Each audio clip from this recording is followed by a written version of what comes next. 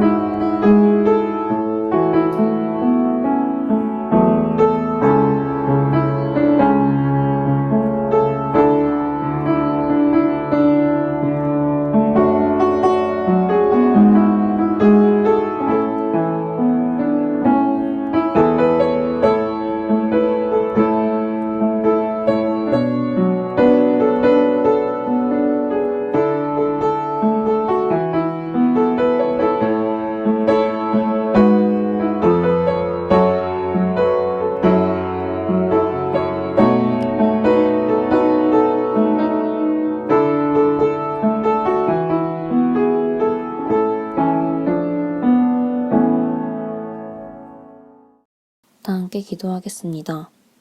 사랑이 많으신 하나님, 지난 한 주간도 지켜주시다가 이렇게 다시 예배드릴 수 있게 해주셔서 감사합니다. 비록 지금은 모두 떨어져 있지만 하나님의 사랑과 믿음으로 하나 되는 청소년부 되게 해주세요. 말씀 전하시는 전도사님께도 능력을 더해주시어 좋은 말씀 전할 수 있도록 인도해주세요. 혼란스러운 분위기 속에서도 보살펴주셔서 모두 무사히 이겨낼 수 있길 간절히 바라며 이 모든 말씀 예수님의 이름으로 기도드립니다. 아멘. 오늘 우리에게 주신 하나님 말씀은 신약성경 마가복음 14장 22절부터 25절 말씀입니다. 그들이 먹을 때에 예수께서 떡을 가지사 축복하시고 떼어 제자들에게 주시며 이르시되 받으라 이것은 내 몸이니라 하시고 또 잔을 가지사 감사기도 하시고 그들에게 주시니 다 이를 마시매 이르시되 이것은 많은 사람을 위하여 흘리는 나의 피 곧 언약의 피니라.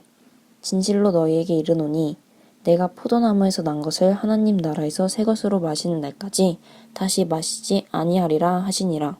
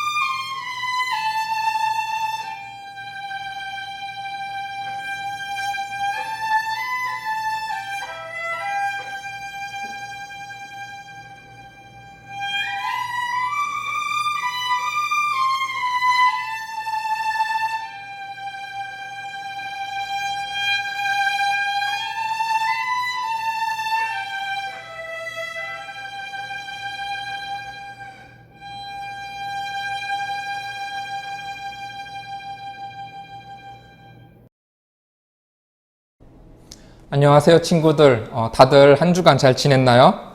어느덧 3월이 다 지나가고 벌써 4월이 찾아왔어요. 여러분 혹시 밖에 나가 보셨나요? 예, 드디어 그분들이 찾아오셨습니다. 날씨가 많이 따뜻해지고 여기저기 꽃이 피기 시작하면서 드디어 따스한 봄의 계절이 찾아왔더라고요. 정말이지 집안에만 있기에 너무나 아까운 날씨이지 않나 싶습니다. 코로나만 아니었어도 여기저기 놀러 다니면서 진짜 맛있는 거 먹으러 다녔을 텐데 아직은 안전하지가 않아서 집안에만 있어야 하는 이 현실이 전도사님 너무 안타깝더라고요. 여러분은 밖에도 좀 돌아다니고 하나요? 또 식사는 잘 하고 있나요? 전도사님은 주로 밖에서 이렇게 사 먹는 경우가 많았는데 요즘은 집안에만 있으면서 혼자 밥을 차려 먹는 경우가 많아졌어요. 그런데 일일이 이제 상을 차리고 밥 먹고 또 치우고 설거지 하려고 하니까 너무 귀찮더라고요. 그래서 대충 라면이나 빵으로 끼니를 때우거나 이제 배달을 시켜 먹는 일이 점점 많아지기 시작하는 것 같아요. 우리 친구들은 요즘 어떻게 식사를 하나요? 아마도 대부분은 집에만 있는 친구들이 많을 텐데 또 온라인 수업을 듣거나 학원만 다녀오는 그런 친구들이 대부분이라서 아마 집에서 식사하는 친구들이 좀 많을 것 같아요. 집에서 주로 어떻게 식사를 하나요? 혼자 차려 먹나요? 아니면 부모님이 상을 차려주시나요? 주로 어떤 메뉴들을 많이 먹게 되나요? 그리고 무엇보다도 집에서 밥을 먹을 때 여러분 마음이 좀 어떤가요? 오늘 본문 말씀에도 보면은 예수님께서 십자가에 달리시기 전에 제자들과 마지막으로 식사하시는 장면이 나와요. 만약 여러분이라면 사랑하는 사람의 곁을 떠나야 할 때가 온다면 여러분은 그 사랑하는 사람과 마지막으로 무엇을 하고 싶나요? 예수님께서는 무수히 많은 것들 중에서 식사를 하셨어요. 왜일까요? 예수님께서는 왜 제자들과의 마지막을 식사로 장식하셨을까요? 뭔가 특별한 예식을 치를 수도 있고 또 귀한 선물을 남길 수도 있는데 예수님은 왜 하필이면 우리가 일상 속에서 평범하게 누리는 이 식사를 통해서 사랑하는 제자들과 마지막 밤을 보내셨을까요? 이 시간 식사란 과연 무엇인가에 대한 질문을 가지고 영상 하나를 같이 봤으면 좋겠어요. 테마는 그거예요. 식사랑 사료를 구별해 보는 거죠. 네? 식사, 밥이요. 음식, 그 다음에 사료. 사료. 이 두 가지를 구별할 거거든요. 이것부터 출발할게요. 저 혼자 밥을 먹을 때, 저도 이제 혼자 있거든요. 예.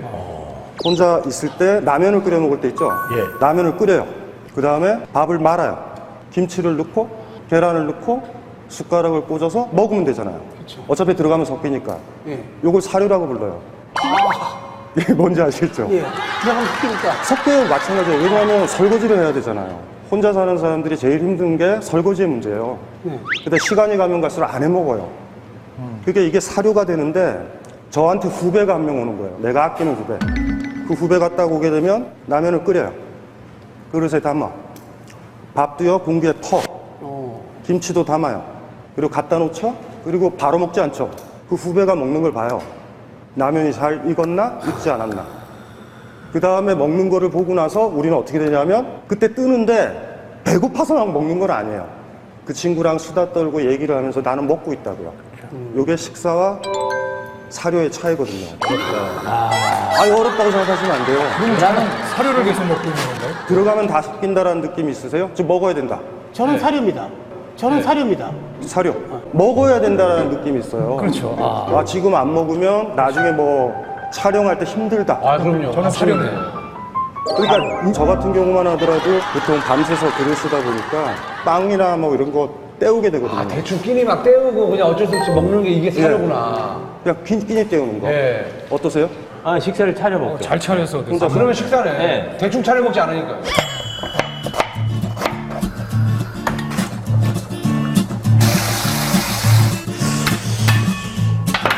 반찬이 꽤 많아졌네. 네, 차려서 먹어요. 혼자서 식사를 못하는 사람들이죠. 이런 사람들은 누군가가 필요해요. 그러니까 이게 바로미터가 되거든요. 그래서 예. 일단은 식사와 사료를 딱 구별을 하면 예. 내가 어떤 상태인지가 나와요. 그래서 혼자서 식사할 수 있는 사람들이 나중에 타인과 만나서 식사를 할 가능성이 많고 혼자서 이렇게 식사를 잘 못하는 사람들이 있어요. 항상 사료인 거야. 식당에서 혼자 먹는 건 뭐예요? 근데 잘 한번 보세요. 후배가 왔죠. 라면을 끓이죠. 그 설거지 다 내가 해야 되죠. 내 후배를 위해서 불편함을 감내했죠. 우리는 불편한 게 싫어서 다 말아먹었던 거예요. 그러니까 누군가를 아끼게 되면 불편함을 감내하거든요. 근데 식당에서 가신 것들은 불편함의 감내는 아니에요. 어쩌면. 세골이 돼가는 게 아니니까. 그냥 그러니까 이런 거죠. 저도 식당에서 밥 먹어요. 이러다간 죽겠다. 계속 이렇게 사료만 먹어서는 안 되겠다. 그럼 식당에 가죠. 그래서 시켜서 먹어. 근데 불편함은 없잖아. 그렇죠. 그러니까 기본적으로는 고급 사료예요. 고급 사료. 고급 사료. 내가 초이스할 수 있으니까. 내가 초이스해. 난 불편하지 않아요. 그래서 여기서 이 베냐민이 그런 얘기를 했지만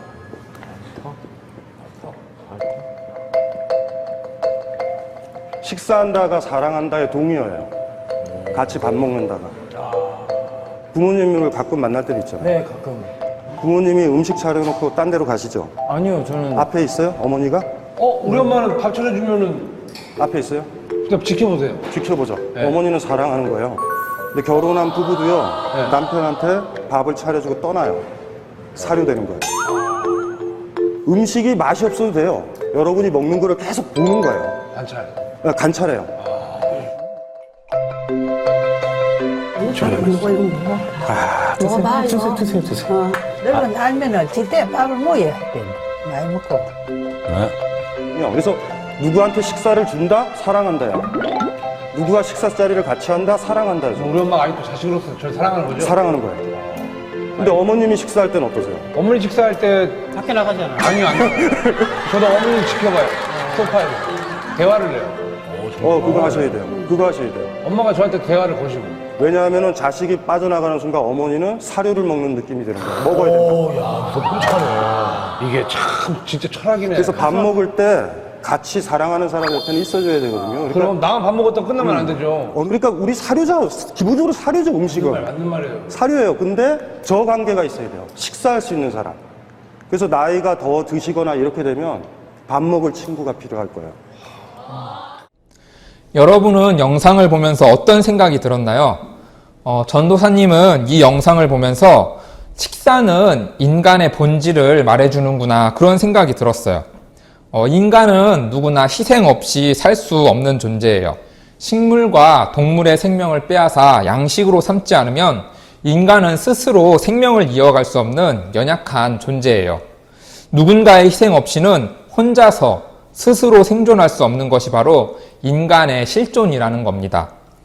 그래서 식사는 인간의 본질, 생명의 본질, 삶의 본질을 말해줍니다. 인간은 식물이나 동물의 희생 없이는 홀로 생존할 수가 없어요. 동물 또한 식물이나 다른 동물의 희생 없이는 생존할 수 없고 또 식물 또한 물과 햇빛의 도움 없이는 홀로 생존할 수 없어요. 그래서 모든 생명은 누군가의 희생과 누군가의 도움 위에서만 존재합니다.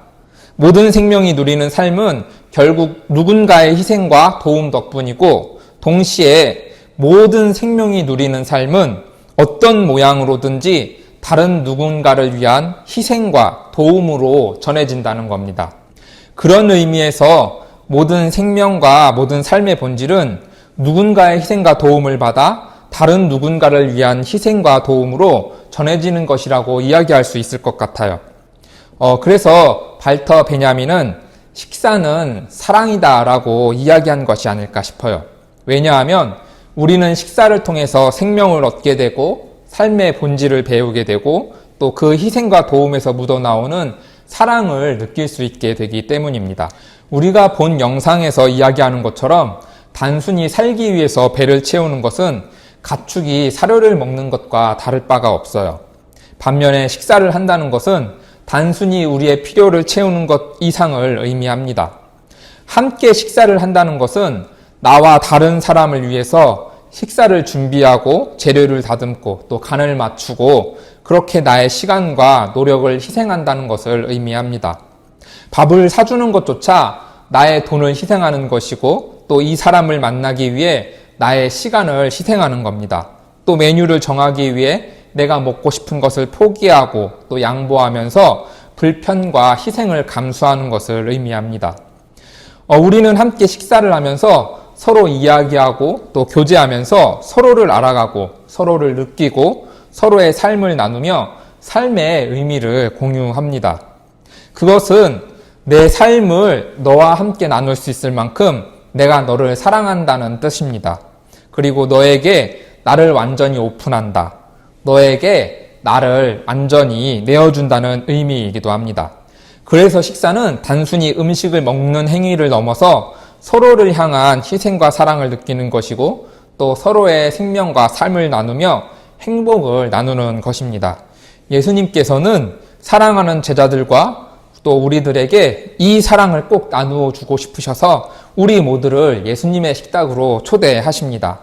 그렇게 예수님께서는 이 떡을 쪼개어 우리에게 나누어 주시는 것처럼 자신의 몸과 생명을 희생하시며 우리의 필요를 채워주시고 또 우리에게 새로운 생명과 하나님과의 새로운 관계를 허락해 주셨습니다.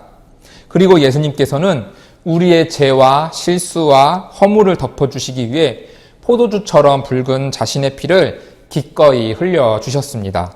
그래서 예수님의 식사는 한없이 연약하고 죄 많은 인간을 위해서 자기 생명조차 아끼지 않고 내어주시며 한없이 희생하시는 하나님의 사랑을 우리에게 전해준다는 겁니다.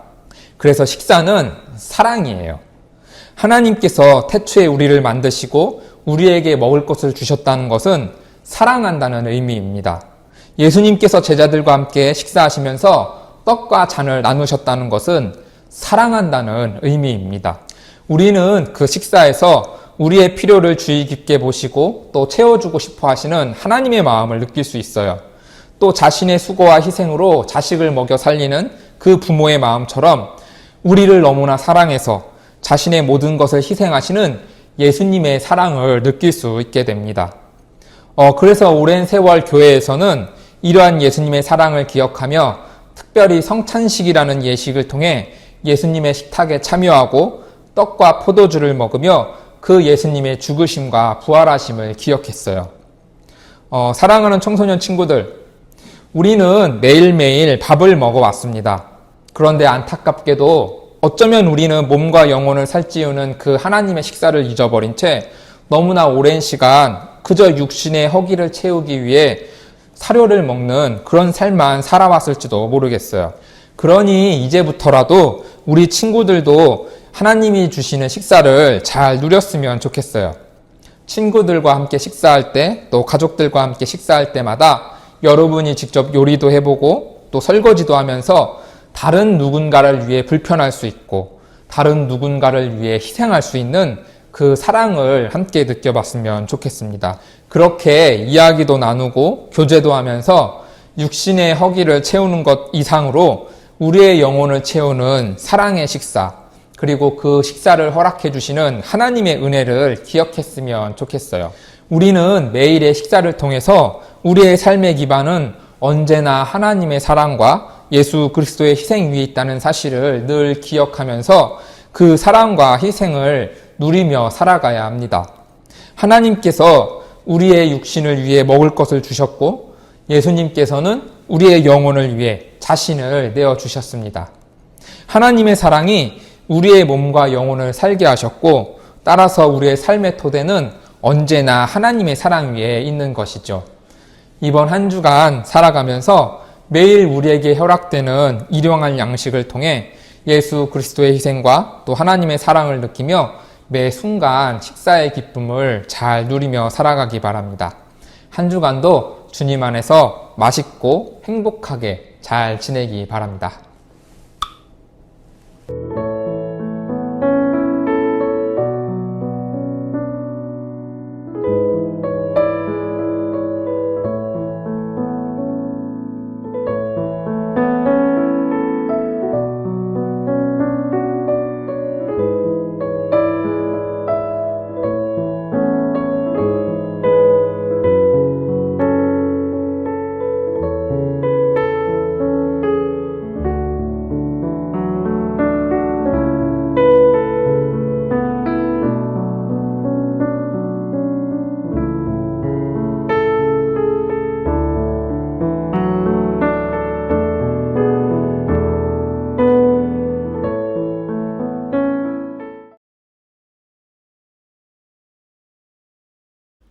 하늘에 계신 우리 아버지, 아버지의 이름을 거룩하게 하시며 아버지의 나라가 오게 하시며 아버지의 뜻이 하늘에서와 같이 땅에서도 이루어지게 하소서.